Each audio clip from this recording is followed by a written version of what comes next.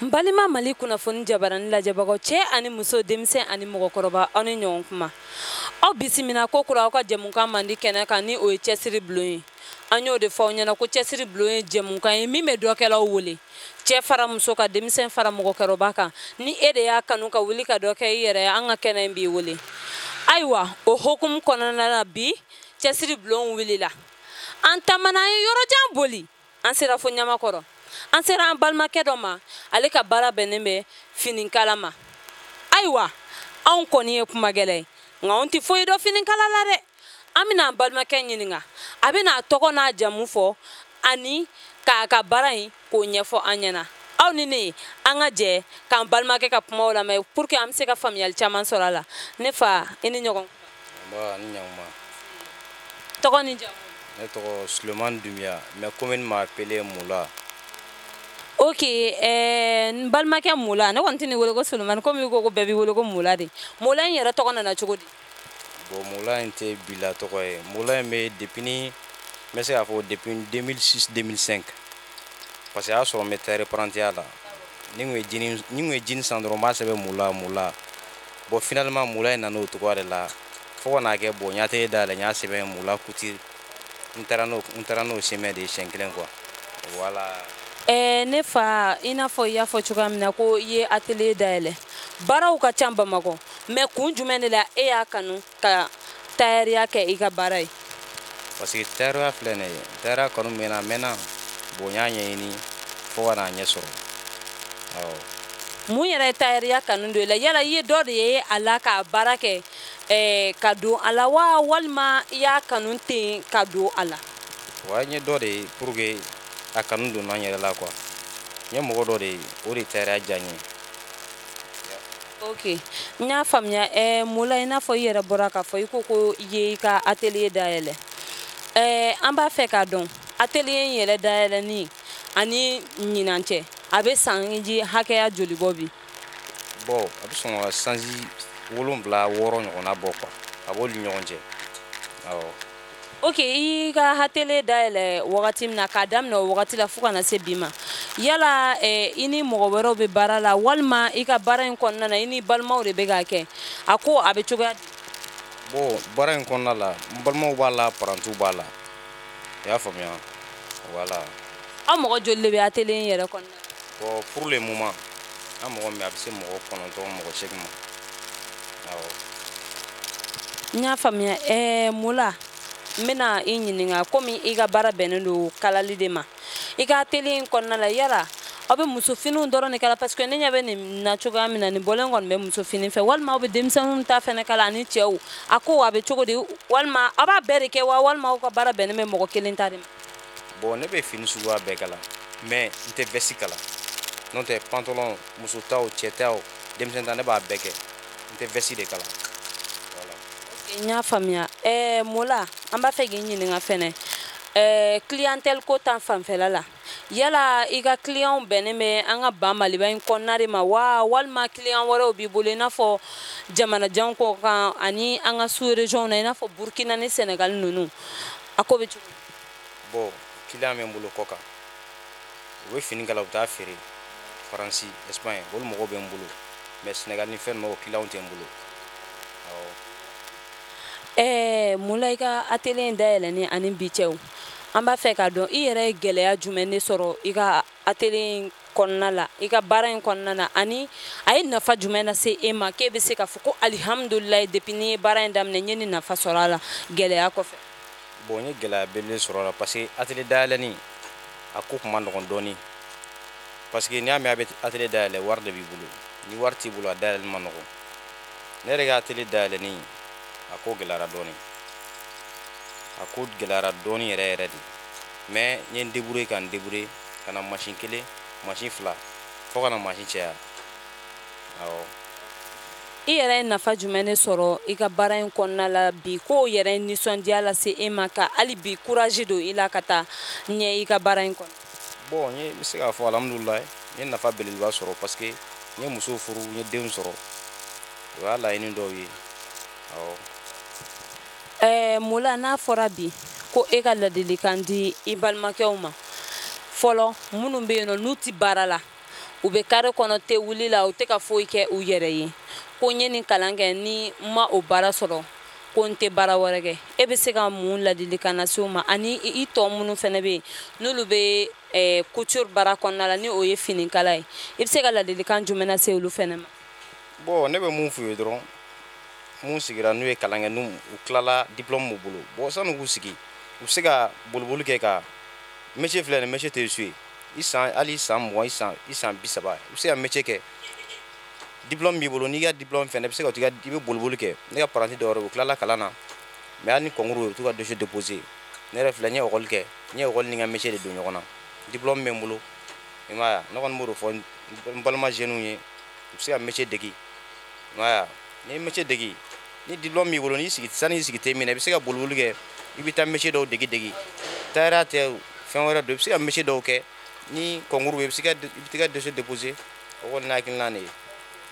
n cɛ ni baraji ni hakilina ninnu na ni diyara an ye kojugu Mula ayiwa i n'a fɔ i yɛrɛ y'a fɔ cogoya min na i ko parantiw b'i bolo ko minnu fɛnɛ ni balimaw tɛ kelen ayiwa an bɛna taga an ka ɲininkali dama dama tɛngu fɛnɛ na u ni cɛla bɛ cogoya min na baara yɔrɔ la n'a sɔrɔ n'i ye patron ɲuman ye parce que bamananw ko ten mɔgɔninfin mana se k'i yɛrɛ fɔ cogo o cogo mɔgɔ wɛrɛ de bɛ se k'i fɔ ka tɛmɛ i yɛrɛ kan an bɛ taa an bɛ ɲininkali dama dama tɛngu la n'u ye min fɔ ayiwa an n'an lajɛlibagaw an bɛ segin ka na an bɛ n'o lajɛ.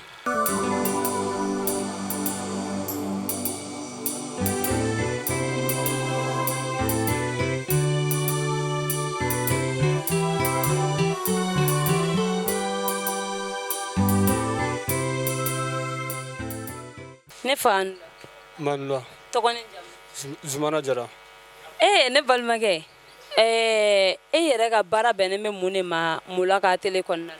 Bon ne ka baara bɛnnen don brodeli de ma atelier kɔnɔ yan. Donc n'i y'a faamuya e tɛ foyi wɛrɛ kɛ ni brodeli tɛ yan. Ayi ne ka baara ye brodeli dɔrɔn de.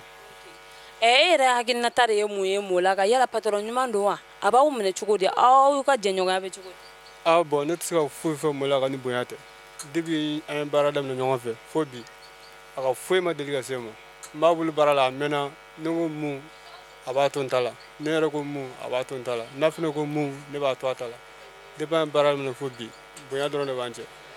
E yɛrɛ bɛ Mula bolo ɲinɛ a y'a san joli. Bon a bɛ san 2 san 3 ɲɔgɔn bɔ awɔ. E bɛ se sisan nɔ ka dugawu don ani ladilikan ta fanfɛla e bɛ se ka mun de lase Mula ma.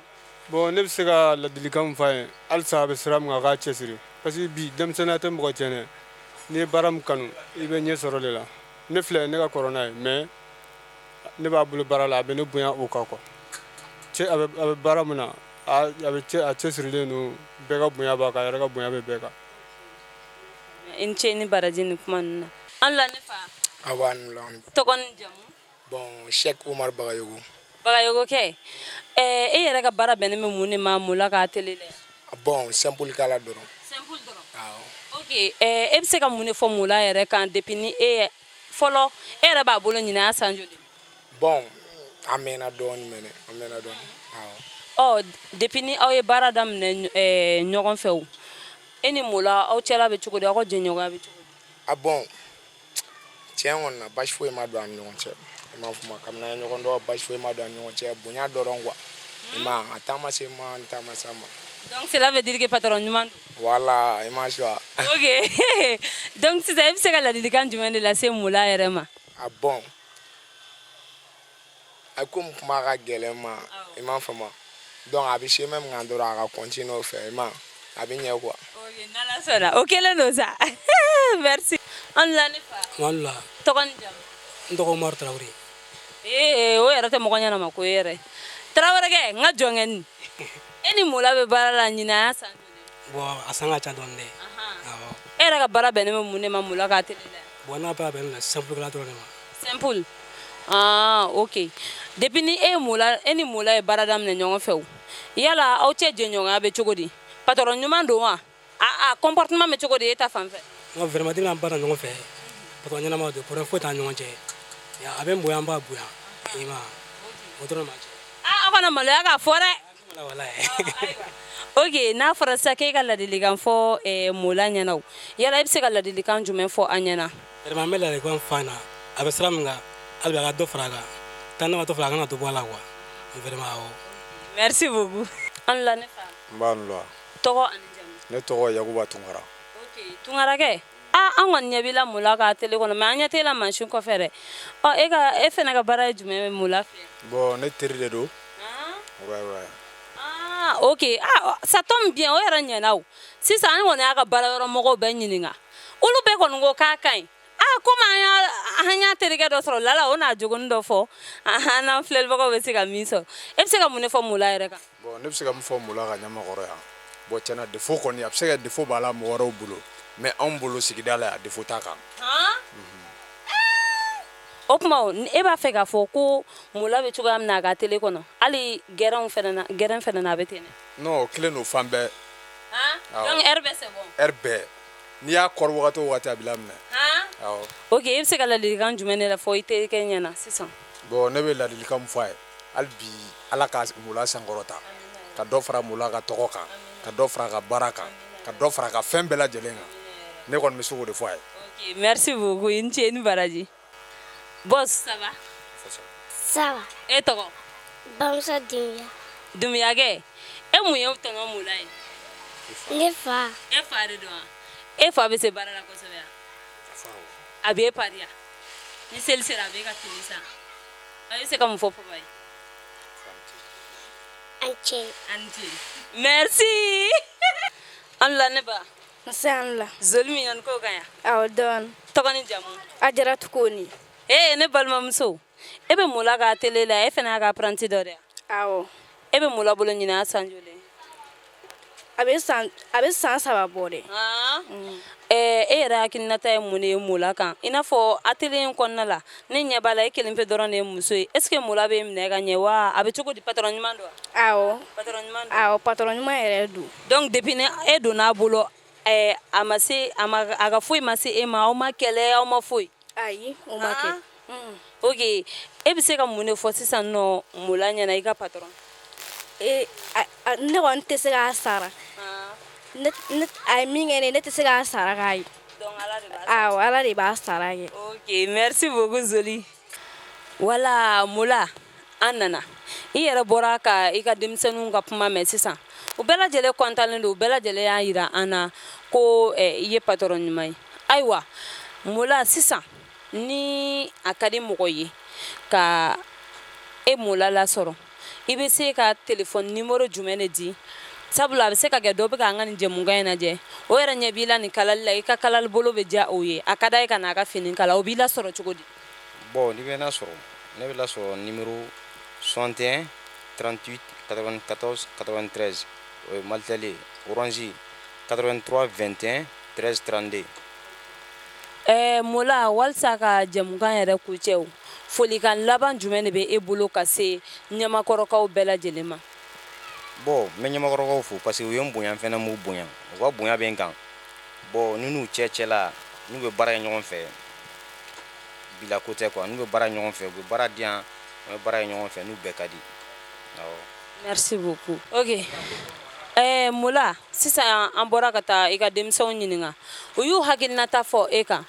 Sisan e yɛrɛ hakilinata de ye mun ye i ka denmisɛnnin ninnu kan? Yala apprenti ɲumanw fɛnɛ don wa? A bɛ cogo di? I n'u cɛla bɛ cogo di? Bon ne ka mɔgɔ ninnu bɛɛ ye mɔgɔnama ye, u bɛ mɔgɔna, u bɛ n bonya, n b'u bonya, u ta tɛ se ma, n ta tɛ s'u ma, o de bɛ ne n'u cɛ. Ne ka yɔrɔ la kɔni, i bɛ ne bonya kɔni, a banna. Awɔ. Merci. Ayiwa, n balima Mali kunnafoni jabaranin lajɛbagaw, aw bɛɛ lajɛlen bɔra ka mula ka kumakanw lamɛn, wa aw fɛnɛ bɔra degeden minnu b'a bolo baara la, aw bɔra k'u ka kuma lamɛn. Mɔgɔninfin n'i ɲɛna a tɔnɔ bɛ i yɛrɛ de kan. Ayiwa, an b'a ɲini bɛɛ lajɛlen fɛ, bɛɛ ka mula ladege i ka baarayɔrɔ la. O la n'o kɛra, mɔgɔ caman ka baarayɔrɔ o bɛ sankɔrɔta. An b'a fɔ aw ɲɛna ko nin bɛ dan sigi an ka bi jɛmukan na. Aw k'an bɛn diɲɛ waati wɛrɛ, nka aw kana ɲinɛ an ka j'aime baden kɔ. Aw fɛnɛ k'aw ka commentaire bila, sabula an mago b'o la. Aw ka an ka cloche de notification aw k'o fɛnɛ allumer. O la n'an ye jɛmukan fɛn o fɛn bila, aw b'o sɔrɔ. Aw k'an bɛn diɲɛ waati wɛrɛ.